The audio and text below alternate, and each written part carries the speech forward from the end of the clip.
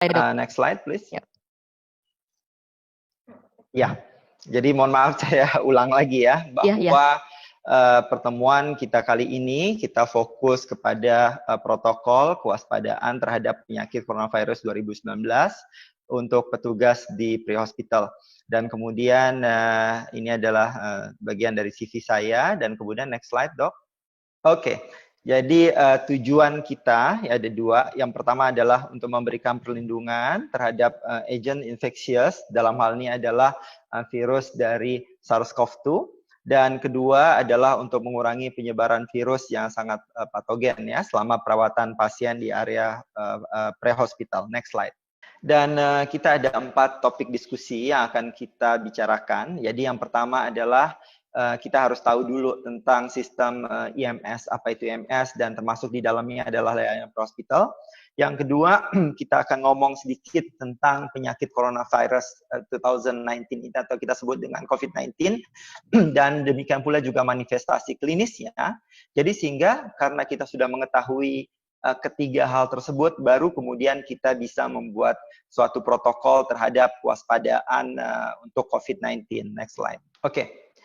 Kalau kita ngomong tentang IMS ya, juga kadang disebut sebagai layanan ambulans ya, di mana ini adalah suatu layanan darurat yang menangani masalah medis dan trauma yang memerlukan respon dengan segera.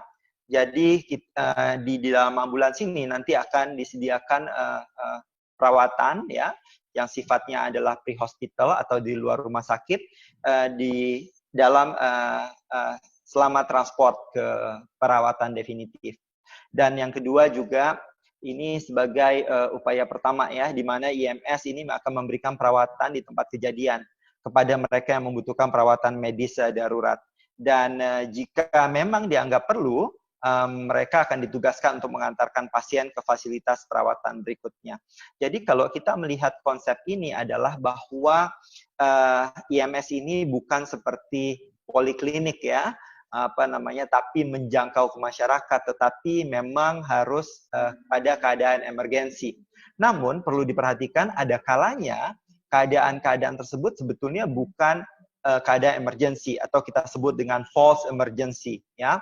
Jadi petugas ambulans tersebut pun juga harus memutuskan bahwa ini bukan kondisi emergensi, maka tidak akan dikirim ke fasilitas perawatan berikutnya. Next slide.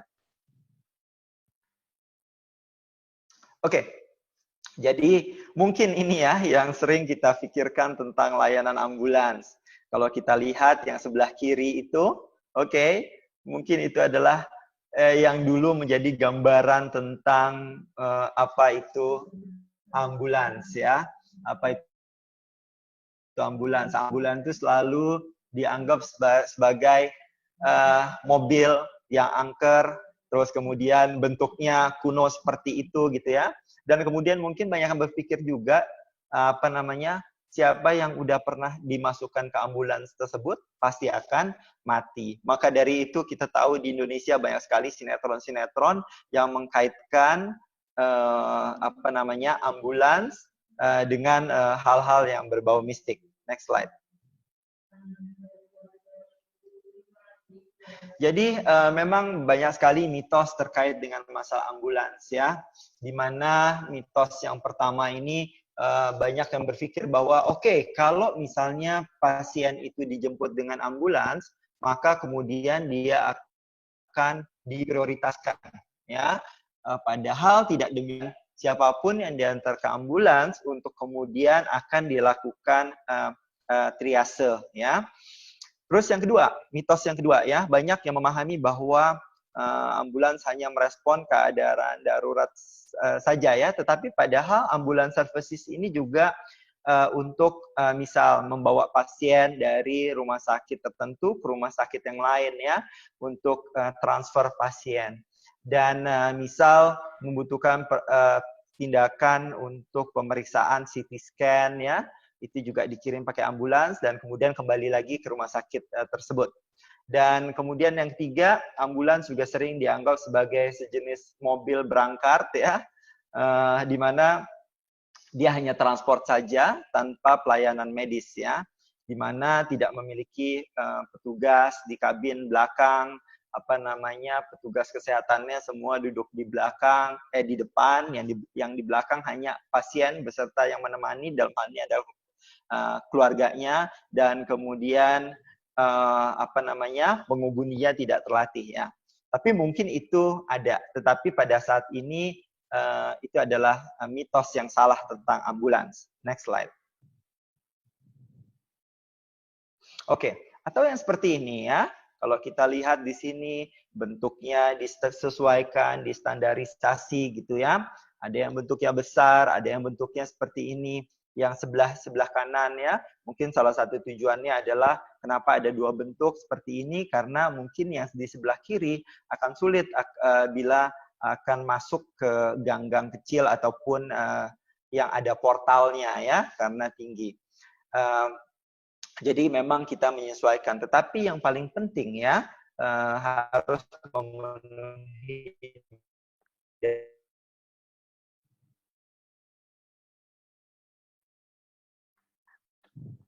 Dokter Haidar? Ya, kayaknya putus lagi nih, Dokter Haidar, suaranya hilang. Oke, ya ini sekarang sudah bergabung 200. Halo dok. Ya. Dokter, suaranya sempat hilang dok. Dokter? Oke. Ya, sinyalnya stabil nggak dok? Iya, di sini sih sinyalnya stabil. Oh ya, oke. Ya, tetapi saya... Gak apa-apa, lanjut aja dok. Nanti kalau kurang jelas saya info ya dok.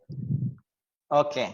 Ya, jadi dan kalau kita ngomong tentang ambulans services dengan ambulans ya mestinya adalah kendaraan yang isinya peralatan lengkap sesuai standar, terorganisasi dengan baik, jadi sehingga bisa melakukan hal yang efisien, terus kemudian termasuk di dalamnya ada komunikasi, kemudian teknologi yang membawa kelengkapan medis yang dibutuhkan, dan kemudian personelnya cukup, dan kemudian bisa melakukan tindakan advance life support ke lokasi kejadian darurat. Next slide.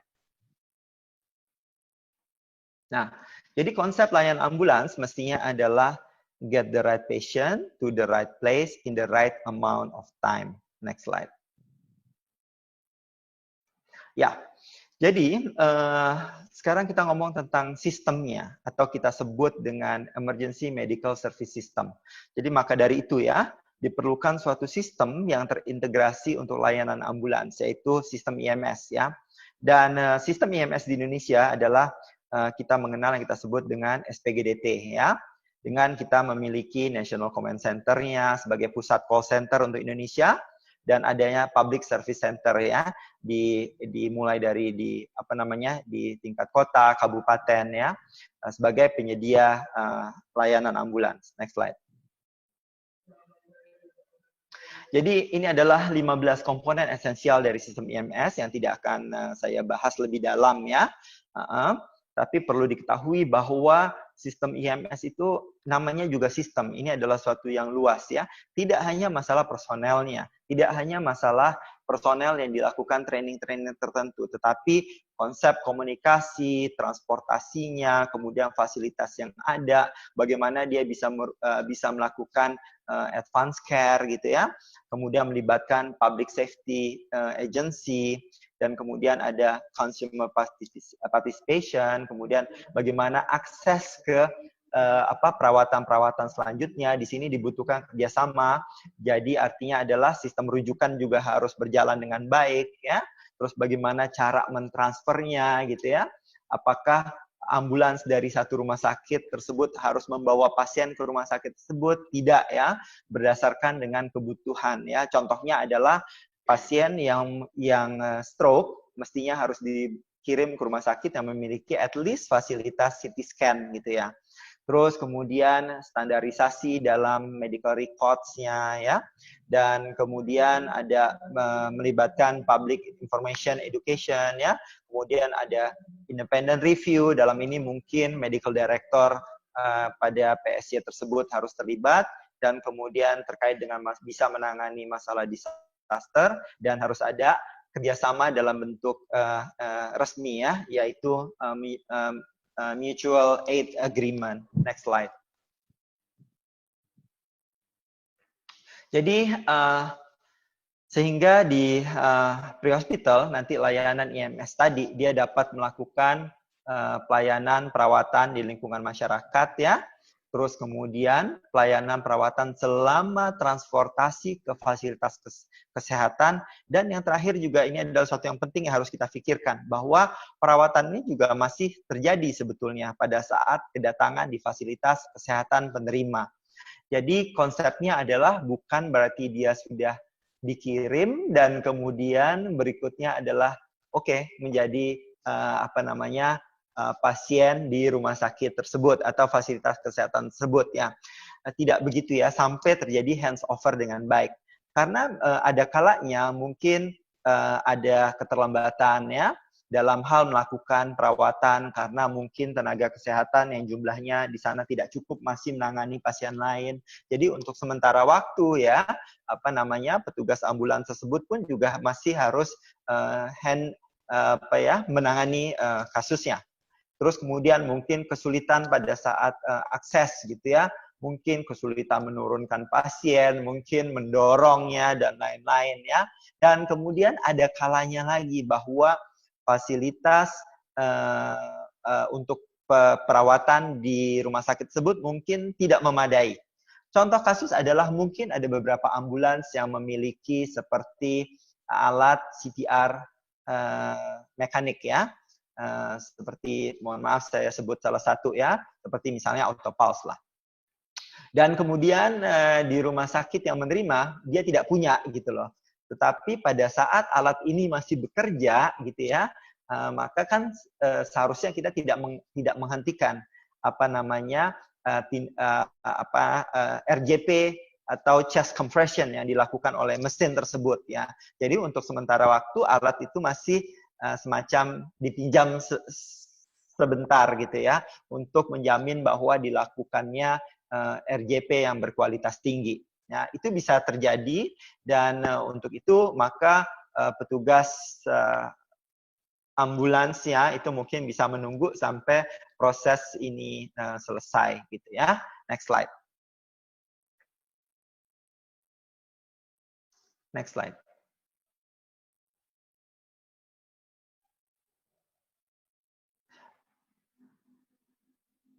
Oke. Next slide.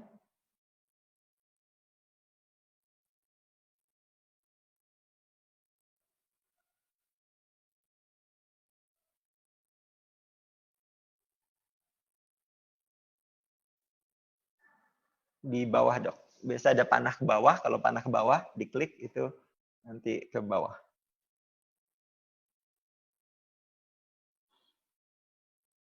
Oke, jadi nanti perannya sebetulnya adalah untuk meminimalkan outcome yang buruk, mortalitas, dan bahkan morbiditas jangka panjang ya, dengan bisa melakukan tindakan-tindakan seperti perawatan luka, imobilisasi fraktur, pasang oksigen, pemberian cairan ya, dan pengenalan kondisi yang mengancam jiwa dan transport ke perawatan yang definitif. Next slide.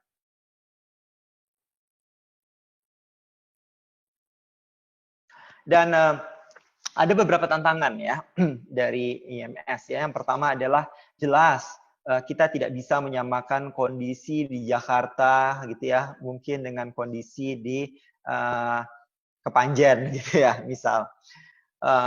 Kondisinya sangat berbeda ya.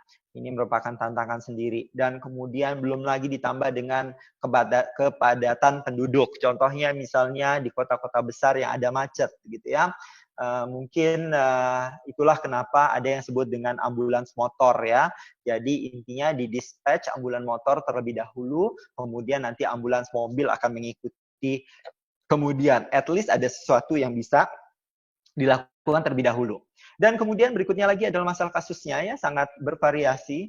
Ada kasus-kasus seperti kejahatan dengan tindak kekerasan yang juga sebetulnya akan mengancam juga tenaga kesehatan gitu ya. Kemudian mulai dari trauma ya sampai dengan penyakit kardiorespiratori ya. Terus kemudian lagi tantangan berikutnya adalah lingkungan kerja yang membahayakan dengan tidak adanya regulasi yang mendukung ya. Contohnya misalnya pada hazard material ya, hazardous material ya, bahan kimia berbahaya, atau seperti wabah atau pandemi COVID-19. Ya. Dan kemudian ada hal lain, jalan dan kendaraan tidak aman atau kurangnya tenaga medis terlatih ya, yang terlatih dengan baik ya. Oke, itu ada tantangan dan kita akan fokus kepada lingkungan kerja yang membahayakan dan tidak ada regulasi yang mendukung. Dalam hal ini terkait dengan masalah COVID-19. Next slide. Untuk itu kita butuh mengetahui ya tentang apa ini COVID-19 dan terkait nanti dengan masalah protokol yang akan kita buat. Next slide. Oke, jadi kita mulai dari dasar ya. Bagaimana virus muncul, apa itu coronavirus, dan kemudian siapa yang paling beresiko terkena coronavirus, dan bagaimana cara melindungi diri. Next slide. Kalau kita lihat di sini bahwa memang virus-virus baru ini terus bermunculan, maka dari itu kita sebut dengan PINERE ya, singkatan dari penyakit infeksi, new emerging and re-emerging. Karena dulu mungkin pernah ada SARS, sekarang mungkin ada lagi SARS tapi jenis baru gitu. Kalau kita lihat ini yang terkait dengan virus saluran pernafasan ya, ada tahun 2002 sampai 2003 ya, dulu rame di Singapura, Hong Kong ya, yang kita sebut dengan Severe Acute Respiratory Syndrome coronavirus. Ya, maka dari itu virusnya dikasih nama SARS-CoV. Terus kemudian 2009 ada H1N1 influenza ya, terutama di China, dan kemudian 2012 ya, itu rame tentang Middle East Respiratory Syndrome coronavirus atau MERS-CoV, dan yang sekarang mulai dari tahun 2019 adalah novel coronavirus yang disebabkan oleh nama virusnya adalah SARS-CoV-2 ya. Next slide. Dan bagaimana virus baru muncul ini memang dikatakan 70-80% dari penyakit menular yang emerging dan re-emerging ini ya, ini adalah merupakan virus yang zoonosis. Dan kemudian ada kaitannya dengan pertumbuhan populasi, perubahan iklim, meningkatnya urbanisasi, dan perjalanan dan migrasi internasional ya. Dan semua ini akan meningkatkan risiko untuk muncul dan juga penyebaran dari patogen. Dan kemudian dikatakan memang sebetulnya ini awalnya pada hewan ya, tapi yang paling penting di sini adalah yang terakhir bahwa SARS-CoV-2 ini memiliki asal-usul zoonosis dan memang dikatakan memiliki kemiripan genetik yang dekat dengan virus corona kelelawar ya. Jadi artinya adalah bahwa awalnya virus ini muncul dari kelelawar dan kemudian ditularkan kepada manusia. Next slide. Dan kemudian kita juga harus bisa membedakan ya antara apa nama virusnya dan kemudian apa nama penyakitnya ya. Jadi nama virus itu selalu dimulai dari penyakit apa yang akan dia sebabkan. Misal ya, dia akan menyebabkan respiratory syndrome ya, maka disebut dengan Middle East Respiratory Syndrome MERS ya. Terus kemudian yang sekarang karena dia menyebabkan Severe Acute Respiratory Syndrome maka disebut dengan SARS ya. Karena dia virusnya baru maka disebut dengan novel coronavirus atau nCoV. Jadi karena dia menyebabkan Severe Acute Respiratory Syndrome maka disebut dengan SARS-CoV-2.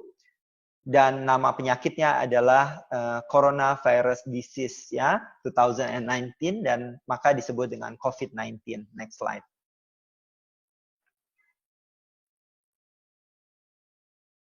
Next slide, please. Oke. Dan kedua, penting buat kita adalah bahwa dengan kita mengetahui bahwa virus ini adalah menyerang saluran pernafasan, maka dari itu penularannya pun dari orang ke orang melalui transmisi droplet ya, dan lewat batuk atau bersin ya. Dan bisa juga sih sebetulnya bisa ditransmisikan lewat airborne bila mana dilakukan tindakan yang menghasilkan aerosol, seperti misal kita pasang NGT, kemudian kita melakukan suctioning ya, terus kemudian kita melakukan intubasi gitu ya. Ini adalah bahkan mungkin kita memberikan non-invasive ventilation, NIV, itu juga bisa menyebabkan penularan lewat airborne. Apalagi kalau itu terjadinya adalah di ambulans, di mana ruangnya sangat kecil dan kemudian tertutup terbatas ya. Dan ini juga bisa ditularkan melalui kontak langsung ya, atau tidak langsung lewat permukaan benda yang terkontaminasi, dan kemudian kita menyentuh wajah kita dengan tangan yang sudah terkontaminasi tadi. Dan orang yang paling berisiko terinfeksi adalah kita yang berhubungan erat dengan pasien COVID-19 atau yang merawat pasien COVID-19. Next slide. Jadi, dan kemudian perlu kita mengetahui manifestasi klinis dari COVID-19. Next slide. Di mana fitur utama ya dari coronavirus ini kebetulan memang dia menyerang infeksi saluran pernafasan akut yang sifatnya berat ya. Anda melihat di sana pada yang gambar yang A itu terlihat partikel virus SARS-CoV-2 di situ ya. Kemudian dia yang B itu menunjukkan bahwa dia ditemukannya pada sel epitel saluran nafas manusia. Dan kemudian baik SARS-CoV atau MERS-CoV dan SARS-CoV-2 dia menyebabkan infeksi yang berat pada manusia. Dan penularan manusia dari manusia ini sebetulnya terbatas ya melalui nosokomial dan replikasinya di saluran pernafasan nafas bagian bawah. Dan kemudian ada satu hal lagi yang penting bahwa dia juga merusak respons imun inang ya. Kalau mungkin kita sering dengar pada pasien-pasien dengan COVID-19 ini terjadi badai sitokin ya, karena pada intinya adalah dia mengeluarkan apa namanya agen-agen pro-inflamatori. Karena dia mengeluarkan agen-agen pro-inflamatori, maka terjadi apa namanya badai sitokin ya. Terus kemudian next slide. Dan untuk definisi kasusnya mungkin ya, sekedar mengingatkan kembali juga bahwa kita mengenal ada yang namanya OTG ya, orang tanpa gejala ya. Tetapi sebetulnya mungkin dia sudah kontak dengan pasien yang terkonfirmasi COVID-19 gitu kan ya. Terus kemudian ada lagi orang dalam pemantauan gitu ya. Dia ada gejalanya, terus kemudian memang ada gejala pernafasan, dan kemudian berikutnya lagi adalah pasien dalam pengawasan. Dan kemudian siapa sih yang kira-kira mungkin ya akan dijemput oleh ambulans, yaitu mereka yang memiliki gejala baik itu ODP ataupun PDP. Jadi ini yang perlu kita perhatikan juga terkait dengan masalah kewaspadaan apa yang harus kita lakukan nanti dalam protokol kita. Next slide. Dan berikutnya kalau kita melihat epidemiologinya memang banyak rata-rata usia 59 tahun, kemudian laki-laki lebih banyak pada perempuan, dan masa inkubasi sekitar 5,2 hari, dan kemudian biasanya pasien memiliki komorbid yang lain ya, mulai dari diabetes yang paling sering sampai komorbid yang lain seperti penyakit hati dan lainnya ya. Next slide. Dan kemudian ini penting adalah mengetahui gambaran klinisnya. Jadi gejala saat onset dia bisa muncul demam, dan perlu diperhatikan bahwa 98% ya dari pasien-pasien dengan COVID-19 ini memiliki gejala demam, dan kemudian 76% pasien-pasien dengan COVID-19 ini memiliki gejala batuk kering, dan kemudian gejala-gejala lainnya adalah kelelahan, ada produksi dahak, sakit kepala, hemoptisis, dan diare. Dan kemudian gejala ini akan berlanjut sampai dengan sesak nafas, di mana ini dimiliki oleh 25% dari pasien-pasien COVID-19. Ya, next slide. Dan kemudian ya, kalau kita kaitkan lagi bahwa pasien ini bisa memiliki gejala sesak nafas karena sebetulnya ada kaitannya dengan komplikasi yang terjadi pada pasien ini. Dan kalau kita lihat di sini adalah bahwa 100% ya komplikasi yang terjadi adalah pneumonia ya. Sekali lagi pneumonia. Maka dari itu ini sangat konsisten sebetulnya dengan gejala-gejala yang tadi sudah kita highlight, di mana pasien itu ada demam, dan kemudian pasien itu ada batuk ya, terus kemudian juga disertai dengan sesak nafas. Jadi ini adalah 3 hal utama yang harus kita pikirkan dan kemudian akan kita masukkan ke dalam protokol kita nanti. Next slide. Dan berikutnya kita masuk kepada protokol kewaspadaan terhadap COVID-19. Next slide. Jadi ada hal-hal penting ya yang bisa kita take note ya. Jadi perawatan dan transportasi oleh petugas ambulans jelas memiliki tantangan ya, yang unik karena sifat lingkungannya. Satu, kita harus menyadari bahwa ini adalah suatu ruangan tertutup ya, selama transportasi karena berada di ambulans. Yang kemudian yang kedua adalah membutuhkan pengambilan keputusan medis yang cepat. Dan kemudian intervensi yang terbatas ditambah lagi dengan informasi yang terbatas. Baik antara petugas ambulans kepada medical director, kepada call center, atau juga kepada mungkin pasien dan keluarga pasien. Dan kemudian spektrum dari derajat keparahan pasien ini sangat luas, dan kemudian spektrum dari sumber daya petugas ambulans itu juga sangat luas. Karena mohon maaf kita tahu ada beberapa daerah yang PSC-nya adalah orang-orang awam yang kemudian hanya dilatih 1 jam, 2 jam, kemudian menjadi petugas ambulans. Tetapi ada lagi ya di tempat-tempat tertentu, instansi tertentu di mana tenaga ambulansnya mungkin adalah teman-teman perawat yang sudah dilatih, dikursuskan, bahkan mungkin dikirim sampai misal Australia gitu ya. Di sana dilatih terus kemudian sehingga dia sudah dinyatakan seperti perawat khusus untuk ambulans. Jadi dia tidak lagi perawat yang shift di UGD, di triase, atau di ruang rawat inap, ya, tetapi khusus untuk menjadi pelawat ambulans. Ya. Next slide. Dan apa yang harus dilakukan? Ya? Jadi ketika mempersiapkan respon untuk pasien dengan dugaan atau konfirmasi COVID-19, ini membutuhkan koordinasi yang erat dan komunikasi yang efektif, ya, dengan call center, terus kemudian terkait dengan sistem rujukan, dengan fasilitas kesehatan, artinya akan menerima pasien tersebut, dan kemudian tidak kalah penting adalah harus sesuai dengan sistem yang dibuat oleh pemerintah setempat. Misalnya salah satunya adalah sistem rujukan yang ada. Jadi misal tidak semua pasien dengan dugaan COVID-19 itu semua bisa dikirim ke rumah sakit manapun, ya. Jadi harus punya jelas listnya rumah sakit yang mana yang bisa kita kirimkan dan kemudian keadaannya seperti apa.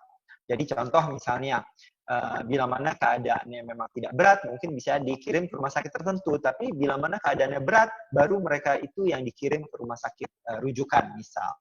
Dan kemudian ini juga harapannya setiap pusat layanan ambulans, ya, baik itu PSC atau kemudian ambulans dari rumah sakit atau mungkin perusahaan penyedia layanan ambulans, ya, harusnya memiliki medical director, ya, di mana seharusnya ada seorang dokter di sini. Karena intinya adalah medical director ini bisa memberikan pengawasan medis yang tepat, ya, bisa memberikan arahan medis apa yang harus dilakukan dan hal-hal lain, ya, harus ditanyakan. Dr. Haidar, maaf. Suaranya ya, agak kresek-kresek, Dok. Ya, oke. Mohon maaf. Gimana sekarang, Dok? Ya, sudah lebih jelas. Dan ketika COVID-19 ini dicurigai pada pasien yang membutuhkan transportasi darurat, maka petugas ambulans dan petugas kesehatan rumah sakit juga memang harus diberitahu sebelumnya. Karena ini nanti terkait juga dengan kewaspadaan yang harus kita jalankan. Next slide.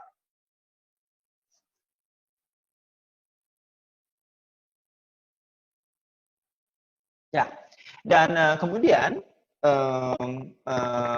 artinya dari awal mungkin, ya, sebelum kita akan mendispatch, sebelum kita akan mengirimkan ambulans kita, seharusnya, ya, dari call center ini sudah harus punya semacam algoritma, ya, dari pertanyaan, ya, dan terkait dengan masa pertanyaan ini, apalagi ini adalah masa pandemi, call taker seharusnya adalah menanyakan si penelpon, ya, dan menentukan kemungkinan bahwa panggilan ini menyangkut seorang yang mungkin memiliki tanda atau gejala dan faktor risiko untuk COVID-19, ya.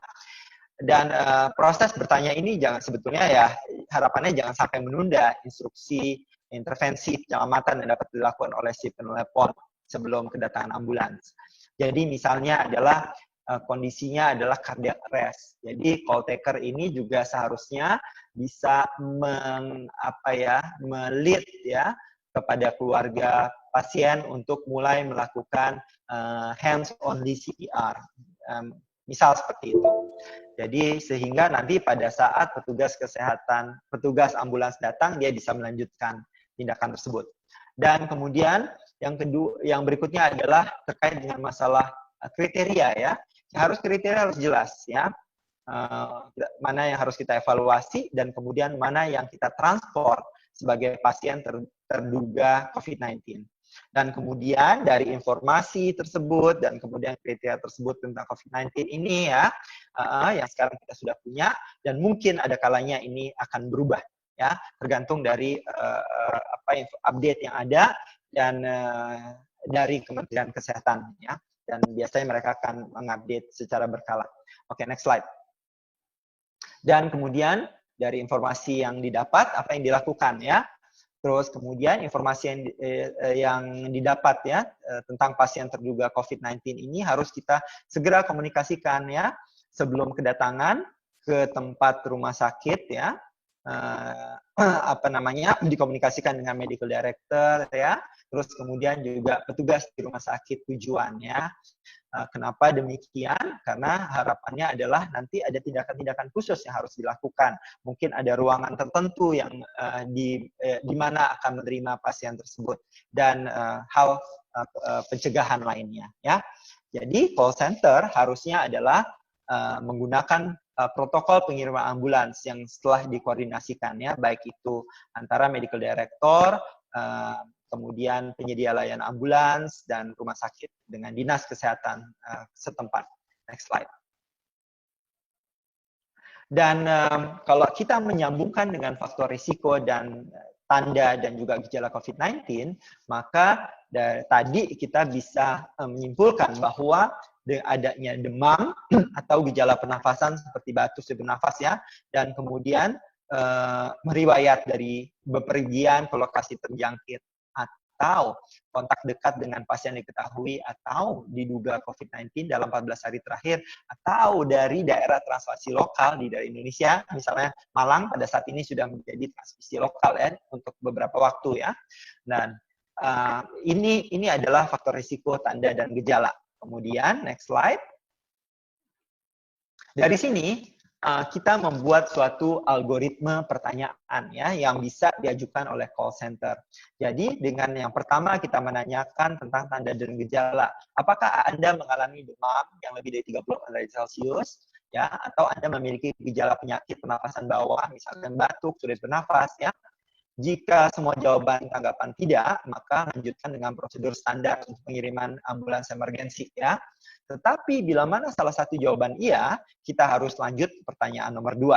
Di mana pertanyaan nomor 2 adalah, next slide. Ya, tanyakan tentang riwayat perjalanan dan riwayat paparan langsung. Contoh, yang sebelah kiri kita lihat di situ, mohon maaf agak kecil, tapi nanti slide akan kita share pada Anda semua. Jadi Anda bisa mereview dengan baik. Jadi misal dalam 14 hari terakhir sebelum timbulnya gejala, apakah Anda bepergian ke daerah atau negara terjangkit atau daerah transmisi lokal, dan kemudian pertanyaan kedua adalah apakah melakukan kontak dekat dengan orang dalam pemantauan atau pasien dalam pengawasan atau kasus yang sudah confirm dari COVID-19. Jadi jika semua jawaban tidak, mungkin bisa lanjut dengan prosedur standar untuk pengiriman ambulans. Tetapi kita fokusnya adalah pada COVID ya. Jadi bila mana salah satu jawaban iya, maka lanjut ke pertanyaan ketiga, yaitu next slide. Ya, jadi berikutnya adalah kita harus memberikan informasi tentang pasien segera pada petugas ambulans bahwa akan adanya potensi ya terpajan dengan COVID-19 sebelum kedatangan di tempat kejadian, dan kemudian pasien tersebut harus dievaluasi dan ditransport ya dengan tindakan pencegahan pernapasan yang tepat. Nanti akan kita jelaskan lebih lanjut, dan laporkan informasi kasus tersebut pada dinas kesehatan setempat ya mestinya. Next slide. Jadi dari situ kemudian kita melakukan penugasan ya, dispatch assignment ya buat petugas ambulans ya. Jadi dari sini untuk petugas untuk penugasan dari petugas ambulans ya. Jadi kita harus mempertimbangkan untuk membatasi penugasan ambulans ya jika ada gejala yang mengancam jiwa ya. Sebetulnya ini tujuannya adalah untuk mengurangi paparan kepada petugas ambulans ya. Dan yang kemudian yang kedua terkait dengan pada instruksi buat pasien ya. Jadi misalnya agar ini prosesnya cepat ya dan kemudian bisa segera kita bawa gitu ya dan kemudian tidak menimbulkan kegaduhan ya di lingkungan sekitar pada saat penjemputan. Jadi dari awal mereka misalnya kita anjurkan untuk menyalakan lampu teras, jadi biar jelas rumahnya di mana dan kemudian nanti tidak sulit lagi gitu ya pada saat melakukan penjemputan. Dan kemudian bila mana mungkin di situ ada anjing ya, itu harus dikontrol, misalnya diikat, dimasukkan ke kandang ya. Terus kemudian nanti agar lebih mudah untuk melakukan history taking dan lain-lain, maka obat-obat yang dikonsumsi dikumpulkan ya, jadi sehingga kita bisa tahu mengkaitkan dengan sebelumnya ada komorbiditas apa.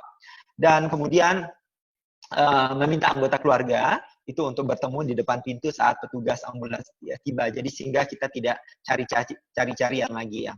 Dan kemudian untuk instruksi yang kepada petugas pengirim ambulansnya ya, dia harus memberikan notifikasi ya kepada petugas ambulans yang merespon akan adanya patogen khusus. Dalam hal ini adalah patogen terkait dengan masalah COVID-19.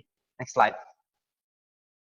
Dan kemudian tindakan saat ambulans tiba ya. Ini karena kita harus mewaspadai ya wabah penyakit. Jadi sebetulnya tidak hanya COVID-19, tapi juga SARS, MERS, dan kemudian mungkin new emerging dan re-emerging disease lainnya yang kita tidak akan pernah tahu kapan dia akan datang ya. Jadi memang ini memerlukan tindakan pencegahan khusus ya. Dan kita harus mendapatkan juga dari riwayat perjalanan dan pelajaran yang relevan. Dan kemudian kedua, kita harus meyakinkan bahwa petugas ambulans sudah mendapatkan pelatihan dan pendidikan yang tepat tentang penggunaan APD dan juga manajemen pasien ya pada kasus-kasus khusus. Dan kemudian evaluasi pasien itu sebetulnya sejak ambulans sampai di tempat ya jika ini memungkinkan. Dan kita harus jika pasien stabil dan berespon verbal ya, kita harus meminimalkan kontak. Jadi kita harus diberikan jarak sebetulnya dengan pasien ya. Ya, bila mana lagi-lagi bila mana memungkinkan dalam hal ini jika pasien stabil dan berespon verbal. Dan sementara keluarga atau perawat pasien tersebut memakaikan APD yang sesuai buat pasien. Misalnya memakai kalau untuk COVID-19 misalnya memakai masker bedah atau masker kain ya kepada pasien tersebut. Jadi sehingga bisa meminimalkan resiko kita. Dan kemudian pastikan bahwa riwayat yang disampaikan oleh pihak pasien atau keluarga pasien, kerabat pasien ini konsisten dan tanyakan secara spesifik tentang perjalanan dan paparannya. Dan kemudian berikutnya lagi adalah terkait dengan masalah tingkat kewaspadaan. Dengan kebutuhan APD ini harus berdasarkan gejala ya. Jadi jika memang tidak ada kecurigaan, jadi sebetulnya kita kembali kepada tingkat pencegahan standar. Jadi artinya yang mau saya tekankan di sini adalah bila mana memang kita tidak ada kecurigaan bahwa ini ada kaitannya dengan COVID-19, maka sebetulnya kita tidak perlu memakai APD yang berlebihan. Misal dengan memakai APD tingkat 3 untuk menjemput semua pasien ya, tidak begitu adanya ya. Dan kemudian untuk patogen khusus ini, maka kita harus meminimalkan jumlah petugas yang melakukan penanganan secara langsung, ya, pembatasan jumlah, ya.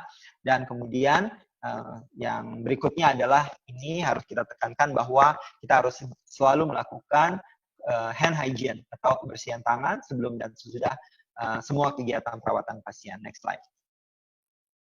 Dan ini yang menjadi pertanyaannya. Kalau begitu dok, rekomendasinya apa sih gitu ya untuk pasien yang kita duga terkait dengan COVID-19. Jadi kita harus pahami bahwa pasien tersebut kita kemungkinan besar kita akan melakukan tindakan yang akan menghasilkan aerosol. Contoh sederhananya aja adalah dengan misal memasangkan oksigen buat pasien ini, apalagi kita melakukan tindakan lain. Maka dari itu sesuai dengan rekomendasi APD berdasarkan tingkat perlindungan ya dari gugus tugas percepatan penanganan COVID-19 BNPB dan juga Kementerian Kesehatan, maka rekomendasinya adalah APD tingkat 3, di mana APD tingkat 3 ini adalah perhatikan pada gambar di situ ada respirator N95 atau mungkin yang setara ya dengan itu, misalnya adalah KN9 ya. Suaranya agak kresek-kresek lagi, Dok. Iya. Okay, waktu 30 menit ya, Dok? Ya, oke. Bagaimana sekarang, Dok? Better, Dok. Oke. Dan kemudian bisa juga misalnya yang setara dengan FFP2, misalnya adalah KN95. Dan mungkin juga ya pada kasus khusus mungkin pakai yang lebih tinggi di atasnya seperti PAPR ya, Powered Air Purifying Respirator.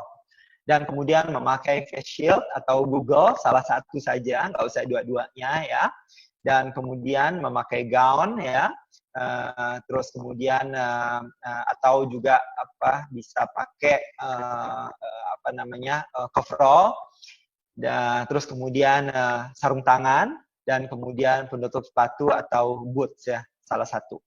Next slide.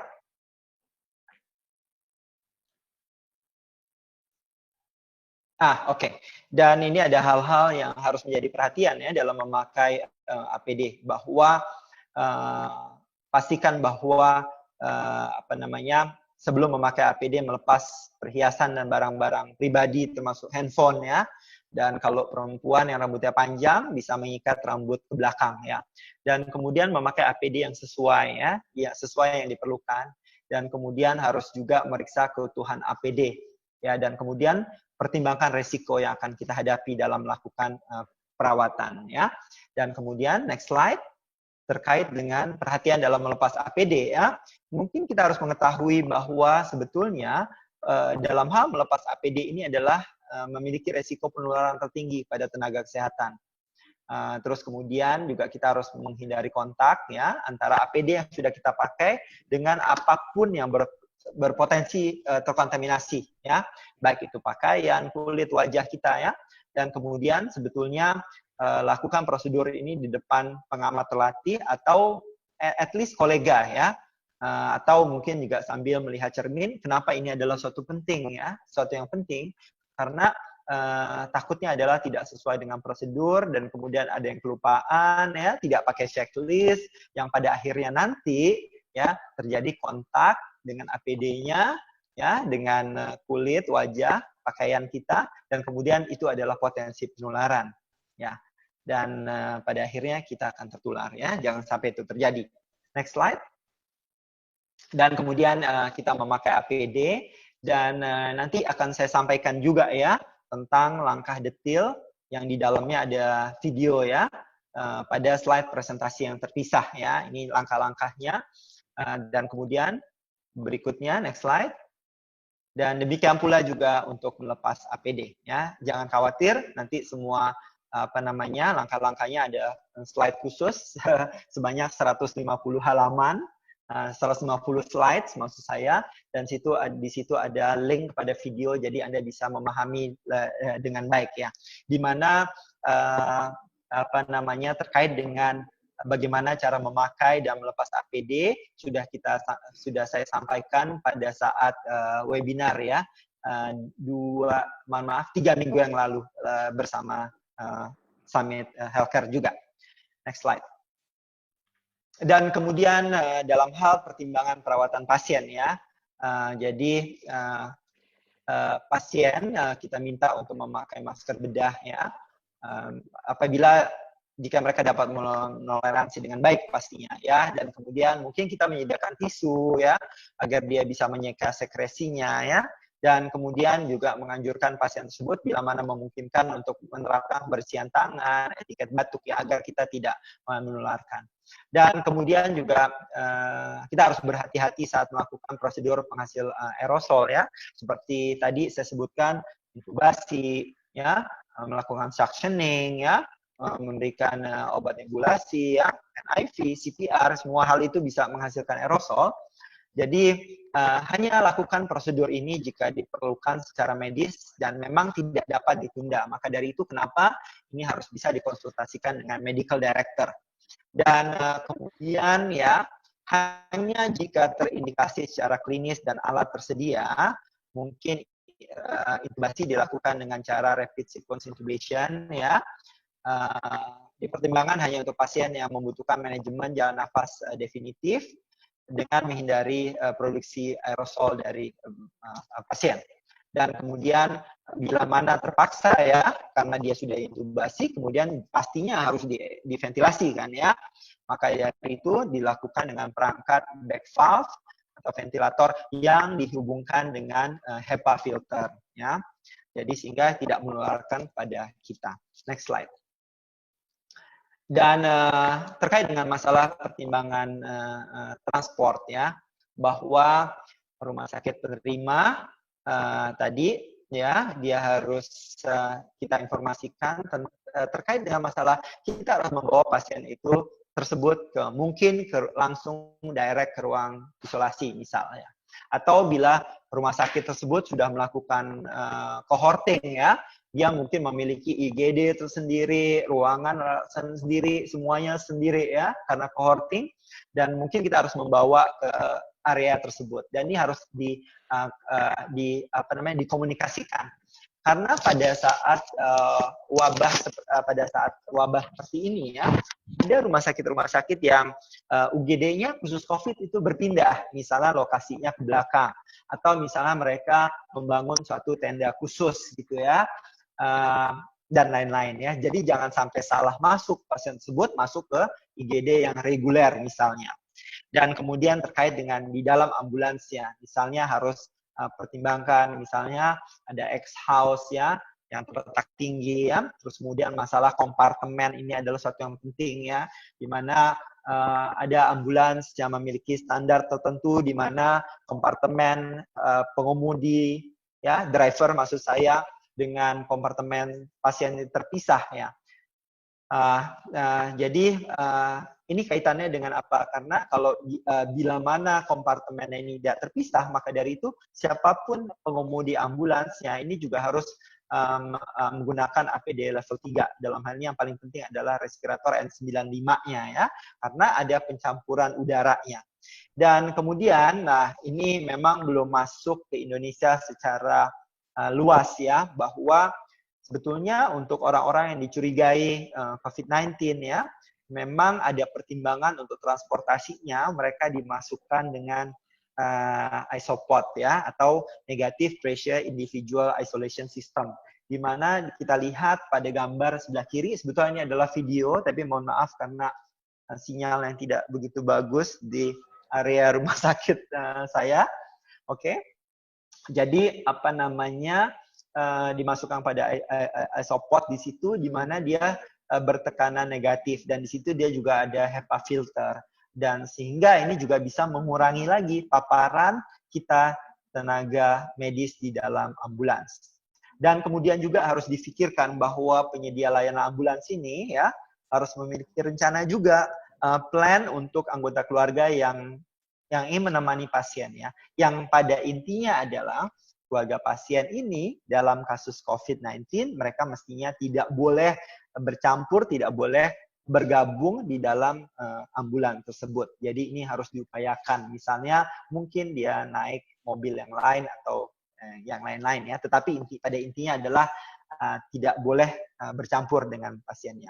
Kenapa demikian? Karena kita tidak akan mungkin menyediakan satu set APD level 3 kepada dia gitu ya, atau justru mengorbankan dia untuk tertular gitu ya, tidak akan mungkin ya, karena ini adalah sangat menular dan prosedur ini harus kita tekankan, dan kemudian juga kita harus memberikan informasi yang jelas kepada keluarganya ya, bukan kita mau menelantarkan, tetapi ini sebagai upaya untuk memutus transmisi dari kontaminasi. Next slide.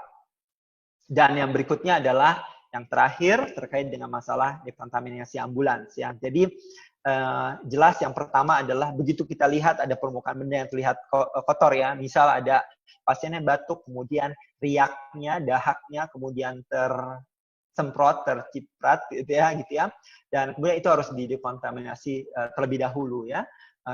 Kenapa demikian? Mungkin kita secara tidak sengaja menyenggolnya, terus kemudian dari senggol kemudian kita memaparkan pada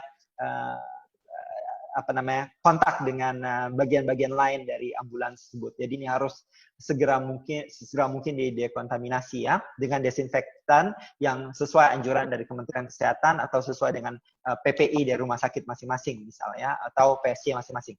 Dan kemudian baru kemudian mendesinfeksi semua permukaan yang berpotensi terkontaminasi termasuk stretcher, ini adalah paling sering ya, dan suka kelupaan ya gitu ya, karena stretcher ada bagian-bagian khusus ya. Dan kemudian berikutnya adalah yaitu peralatan medis ya.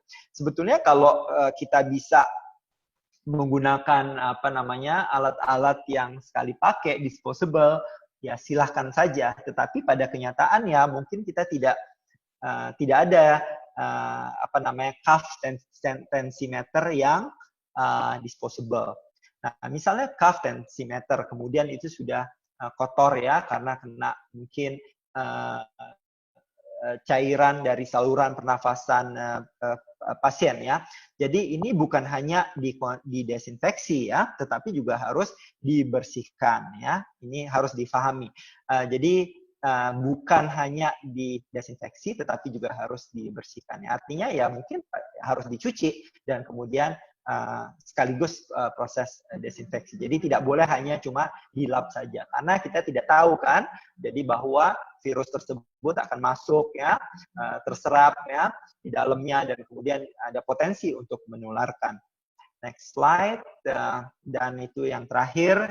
Jadi mungkin terakhir bahwa ini ada kata-kata bagus dari Abraham Lincoln ya, bahwa next to creating a life, the finest thing a man can do is a safe one. Dan yang sekarang yang sebetulnya kita lakukan adalah bukan kita hanya berusaha untuk menyelamatkan pasien, tetapi kita juga berusaha menyelamatkan diri kita sendiri ya. Dan kita harus paham bahwa kalau kita tidak bisa menyelamatkan diri sendiri, maka tidak akan mungkin kita bisa menyelamatkan orang lain. Jadi adalah keselamatan diri sendiri adalah sesuatu yang penting.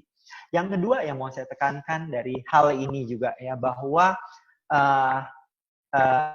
bukan hanya sekedar misalnya kita menolak saja ya, misalnya oke, kalau gitu kita menolak, kita tidak mau menangani pasiennya gitu. Tetapi yang harus kita lakukan adalah sebetulnya apa yang bisa kita perbaiki dari sistem yang ada ya. Jadi kalau misalnya kita memiliki keterbatasan pada APD kita ya, jadi kita harus berkomunikasi, kita arrange ulang gitu ya, memperbaiki sistemnya. Oke, ternyata tidak semua petugas ambulans itu setiap saat, setiap waktu harus pakai APD level 3 loh. Gitu loh. Tetapi bila mana ada kewaspadaan tertentu, maka kita pakai APD level 3. Demikian juga misalnya saya gitu ya, di rumah sakit. Setiap harinya ya saya hanya memakai APD level 2 gitu ya. Kenapa saya harus memakai APD level 3 bila mana saya tidak di ruang IGD Pinere misalnya ya. Tetapi ada peningkatan kewaspadaan pada saat saya harus melakukan tindakan ya, dan tindakan-tindakan ini akan menghasilkan aerosol. Maka dari itu maka saya memakai APD level 2, kemudian ditambah lagi dengan saya memakai N95 gitu. Jadi sehingga dan itu sudah sesuai juga sebetulnya dengan WHO dan CDC gitu ya. Dan kemudian saya juga akan aman. Kenapa demikian? Karena kita juga sebetulnya memang tidak akan pernah tahu ya kapan pasien ini mana yang COVID, mana yang bukan ya. Kadang-kadang juga pastinya banyak yang kebobolan kan ya, karena informasi yang dari awal diterima mungkin tidak baik, atau misalnya keluarga pasien menyembunyikan informasi tentang kontak erat ya dengan pasien COVID. Itu terjadi. Nah, dengan misalnya kemudian saya pada saat melakukan prosedural, saya memakai N95, maka saya sebetulnya aman, gitu ya. Dan kemudian mungkin ada pertanyaan lagi, dok, tapi apa cukup aman? Nah, dari sini lagi kita harus menekankan bahwa sebetulnya transmisi dari si virus tersebut pada kita adalah ya itu tadi ya, dengan droplet, kemudian aerosol bila mana kita melakukan prosedur airborne, maksud saya bila mana kita melakukan prosedur yang menghasilkan aerosol, dan kemudian bisa kontak ya, langsung tidak langsung, kemudian kita menyentuh muka. Sebetulnya prosesnya di situ. Tapi yang jelas adalah tidak tidak seperti Ebola gitu ya. Ebola di mana dari kulit ke kulit dia bisa menularkan ya. Maka dari itu jenis kewaspadaannya juga harus kita sesuaikan. Next slide. Dan itu dari saya dan terima kasih.